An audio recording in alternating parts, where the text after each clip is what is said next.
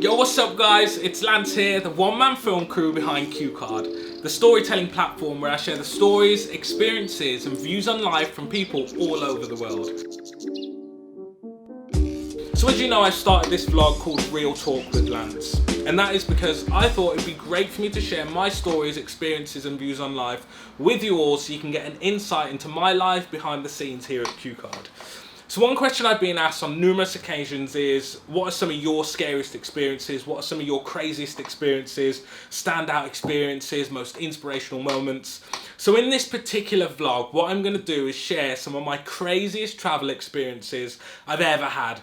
But those have obviously been over the last 2 years since I've been on the road a heck of a lot traveling around the world. I'm going to start with number 5, which is the No Negroes Buddhist Temple. I did some research online, had some recommendations, and there was this temple, Buddhist monk temple, monastery in Malaysia, a town called Penang.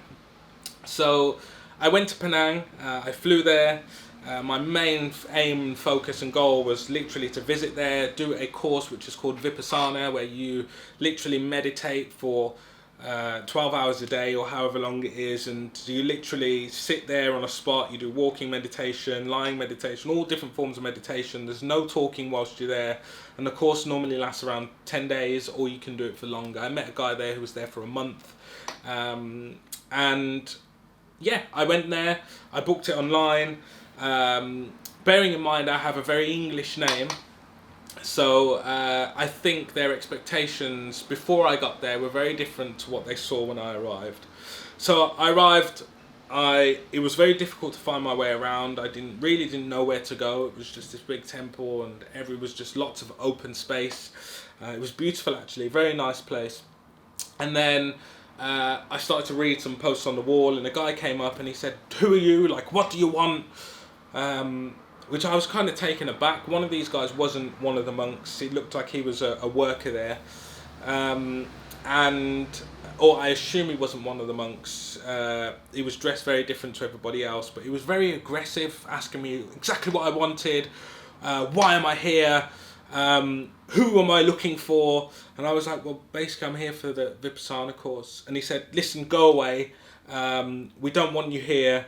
There's no such thing as a Vipassana course. And then, to be honest, I got a little bit pissed off, because I was like, I've literally flown here from Thailand.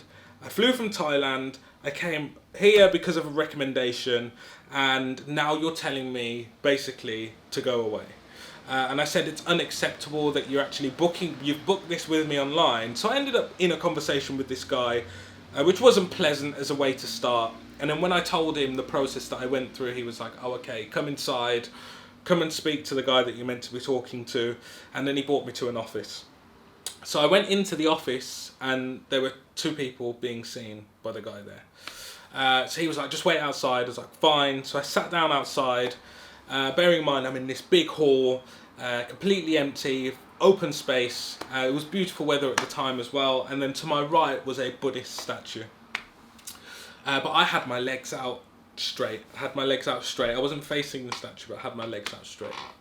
So then this lady comes over, this female Buddhist monk, and she's dressed in the attire of a monk and looking very peaceful. And then she came over and then she said, "What are you doing? Cross your legs, so disrespectful to the, basically to the statue of Buddha. I'm disrespecting and I'm going against the rules and regulations of being in that building. I should always have my legs crossed whenever I'm sitting down. And if I don't, it's disrespectful." So I was like, look, I'm so sorry. Please forgive me. I didn't know that was how it was meant to be. Please forgive me. And she literally walked off in a storm. So I was like, my God, like, what now, you know? So I thought, it's all a test. Like, I'm here to be tested, to be challenged mentally, physically, and this is part of the process, you know. I was very positive at that time.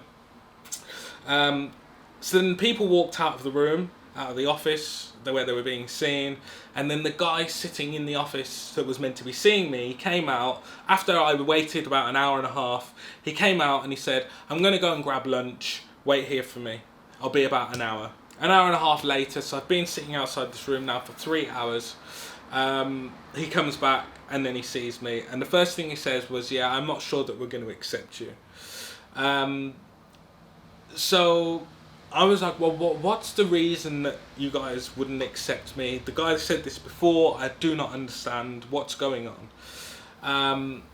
And then they saw me. Basically, they said I had to fill out a form, and then to get accepted, I have to see the top monk within the premises, the leader of the monastery, and he has to basically interview me to see whether I'm worthy of a position at their monastery. So I was like, okay, fine, I will go through this qualification process. So they made me sit outside again for maybe 2 hours. So imagine 5-6 hours have passed now. And I've sat outside, and then the female monk that told me to cross my legs, and trust me, my legs were crossed the second time round. She came back, and then what she said was, "Where are you from?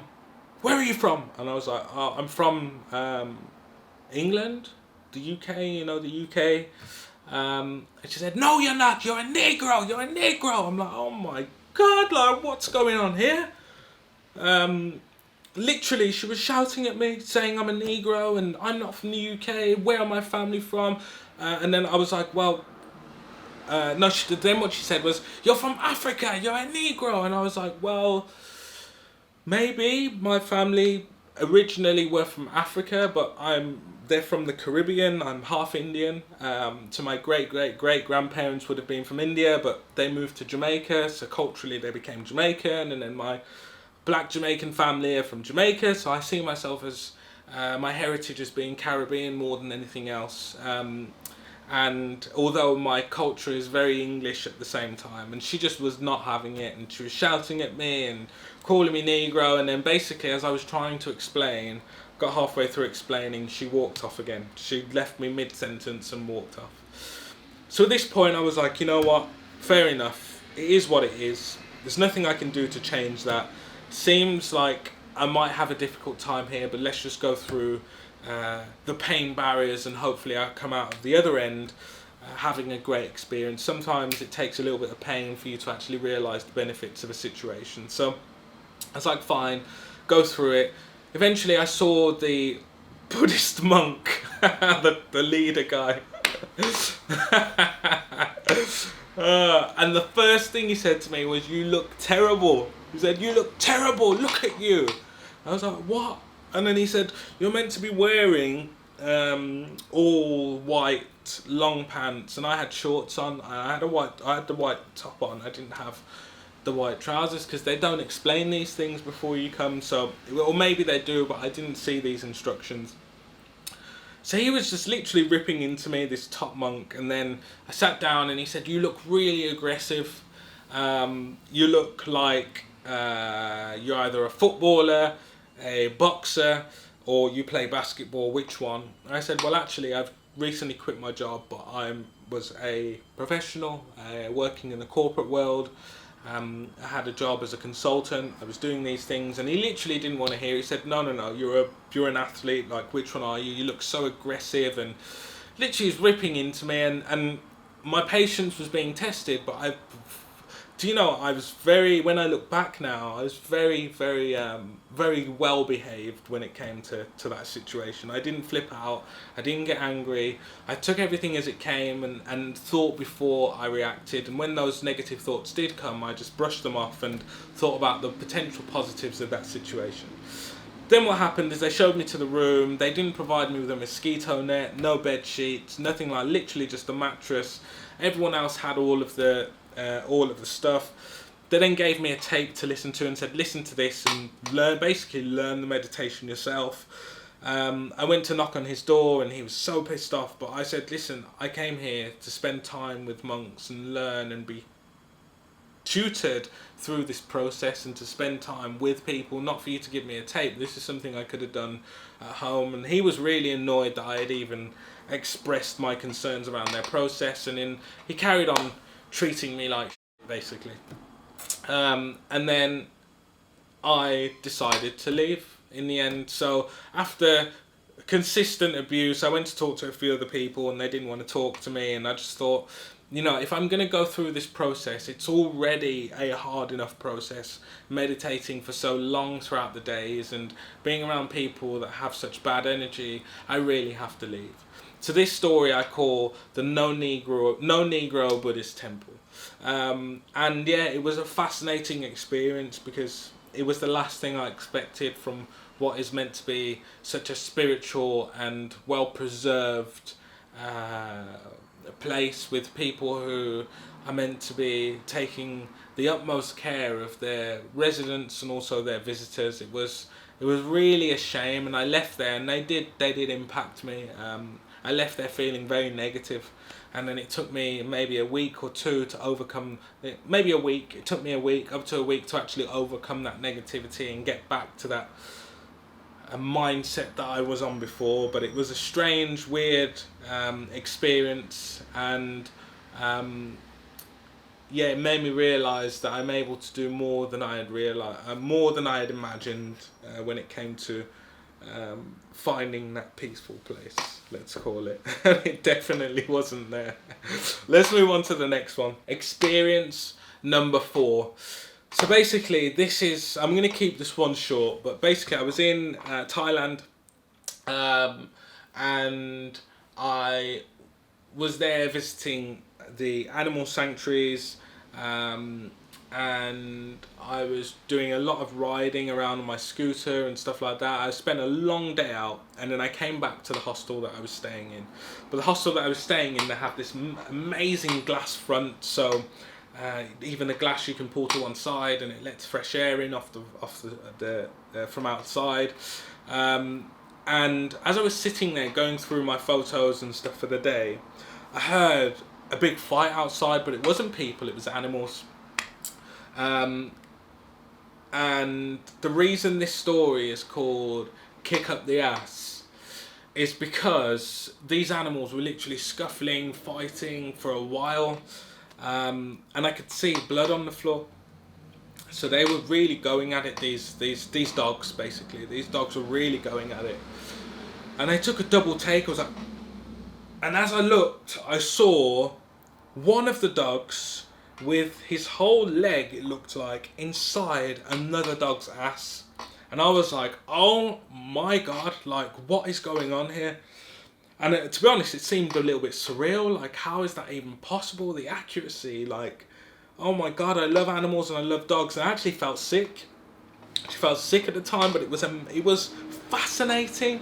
So fascinating to see something so weird. Like, how often do you see that? One in a million chance would you ever see a dog has kicked another dog and his leg ended up in his ass, like the whole leg, and they were trying to pull you could see the dog trying to yank his leg out, and I don't know why, but he couldn't get it out. It was just disgusting. I know some of you are probably cringing massively right now, but it was exactly like that in that time. My next experience is experience number 3.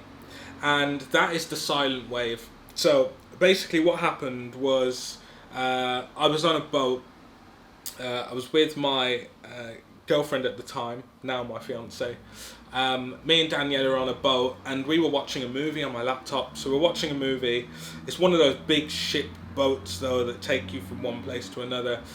We were in Indonesia at the time, and on the top deck, it's an open deck, so the sun was blazing, everyone's sunbathing or sitting down, and we had a whole booth to ourselves, and we were watching a movie. What then happened at one point, because we had the headphones in, we saw everyone stand, but it was the most silent the boat had been up until that point. Nobody was talking. You could literally hear a pin drop. And what happened is, as I stood up, you could see this wave, and we were on the top of the wave, and literally it was so big, the seabed, so the actual where the rest of the water was literally maybe even 100. I don't know how high it was. I don't want to give any crazy figures because I'm not quite sure, but we were extremely high up. Imagine a 3, 4, 5 story building, and we were all the way at the top, on top of this wave, and not even the wave was making any noise, and everyone was just watching, like, what's going to happen. And we were looking, we were like, oh my God. Oh my God. And then you know what I thought? I thought to myself, I might die anyway, so let me grab my camera. So by the time I'd grabbed my camera, I had to put the lens on, I've clipped the lens, and then I put the ND filter on, I put the battery in, and like, right, ready. Literally, what happened was the wave. I think what was happening is the wave was building up.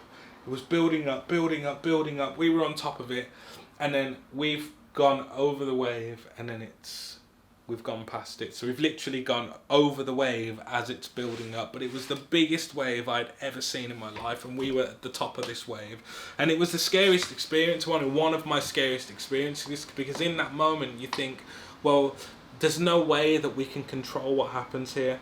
And I'm sure that even the captain and the crew, they were thinking, you have to ride the wave. Literally, we had to ride the wave. We had no idea what was happening, how to manage it, and everybody was in awe of this wave, like a shock, and there was no noise, not even any screams, nothing.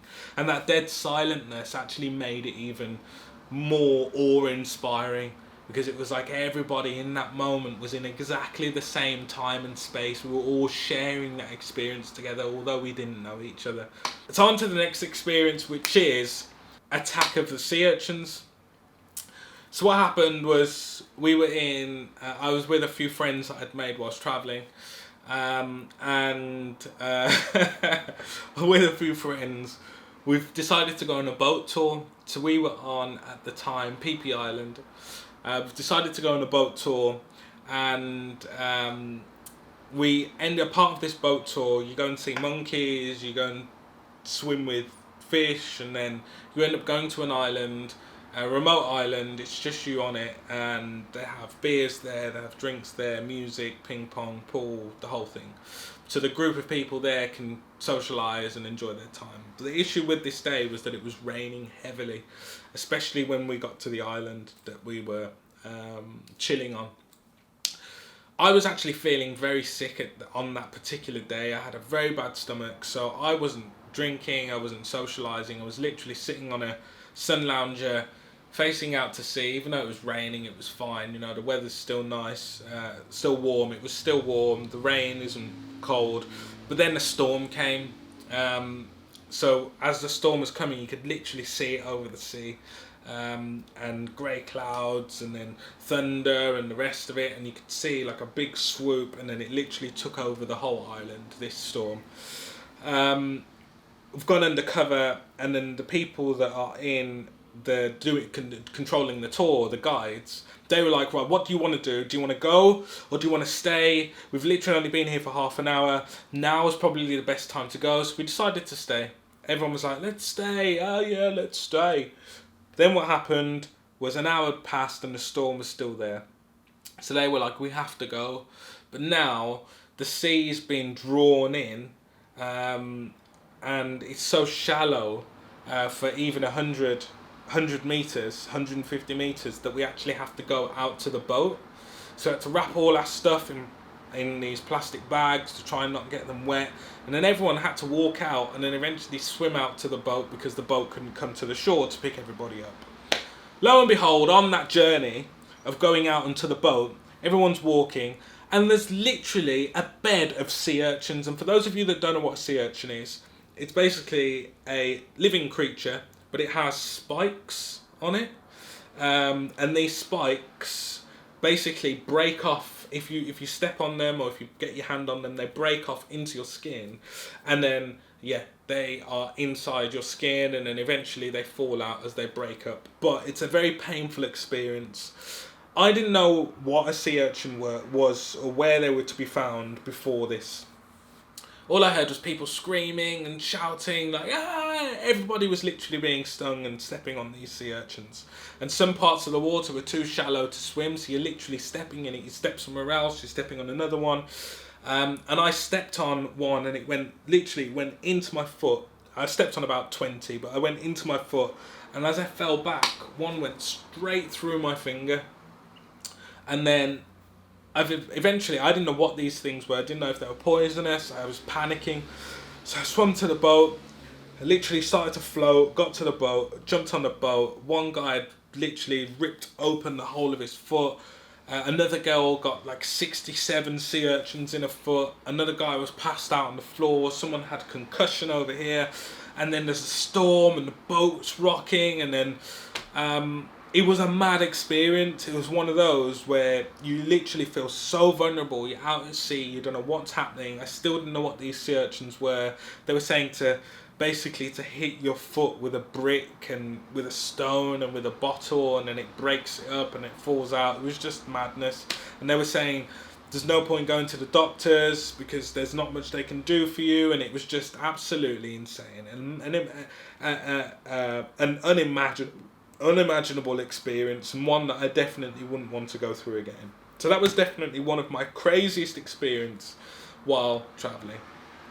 And then the last one, which is experience number 1. So basically what happened was I was with a group of friends. I was actually filming at this time, but what I try and do is once a week we'd take half a day or a whole day off, and on this particular day we decided to go to some waterfalls, go to a beach. We only ended up going to the beach because this place was so far away. We had some food. There was a group of about 10 of us. And then we'd gone back to my bike because I was riding a moped, and I was with Yen at the time, a graduate that I brought on board to help me put Cuecard together for about 6 months. And my bike, it seemed like someone had let the air out of my tyre. Or there could have been a slow puncture, but if it was a slow puncture, when we filled it back up, it was absolutely fine for days after. So I doubt it was a slow puncture. I now worked out shortly after, someone had let the air out my tyre.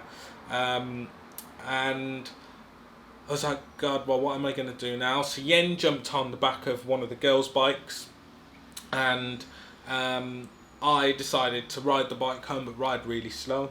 So on the way out from this beach, on the left-hand side, there was this hut. It was like a man-made building, but you could see it was someone's house. There were cars parked outside, etc.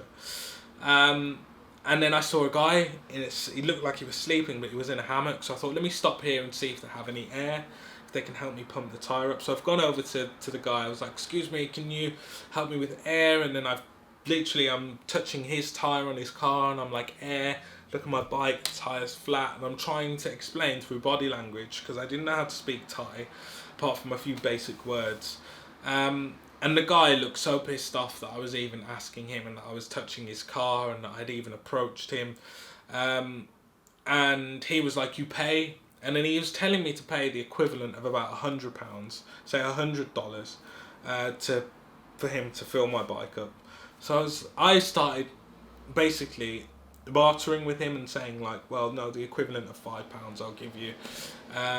But I was going back and forth, and obviously you don't negotiate with these guys.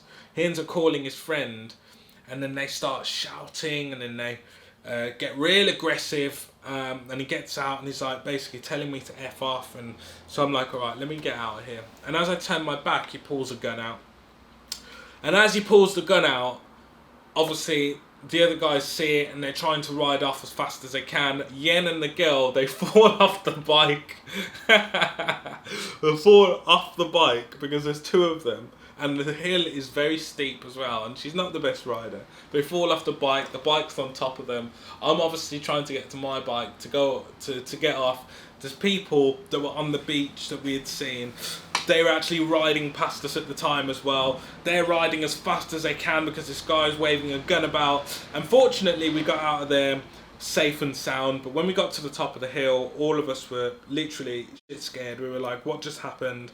Cannot believe that just happened.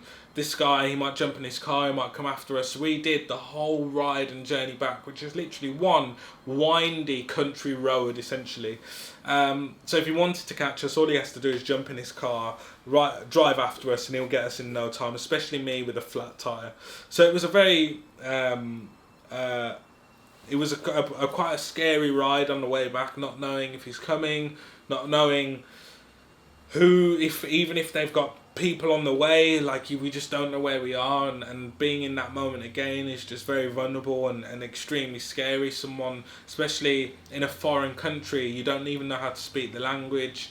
and also where the police are generally quite corrupt, and everybody thinks you're rich and they want money from you. It was just a one of the most vulnerable times that I've had in terms of my craziest experiences. But that's my craziest experiences, guys. Literally my 5 top craziest experiences, and I have others, but these definitely stood out to me when I started to write down what are my actual top 5. So we got the gunman, we have the attack of the sea urchins, we've got the silent but deadly wave, we've got the kick up the ass, the dogs, the poor dogs, and then we have the no Negroes allowed Buddhist temple. Hopefully you've enjoyed this episode of me sharing my stories and experiences. If you want to hear any other stories, experiences, or even my views on life or topics or opinions, then drop them in the comments below, drop me a DM. Happy to answer any questions that you have. And yes, for those of you that are new to the channel, don't forget to subscribe. And if you want to see what I do on my channel beyond this vlog, then go and watch a few of the episodes of me filming people on the streets, filming their stories, their experiences and views. So thanks for watching, guys. Love you all, and speak to you next time.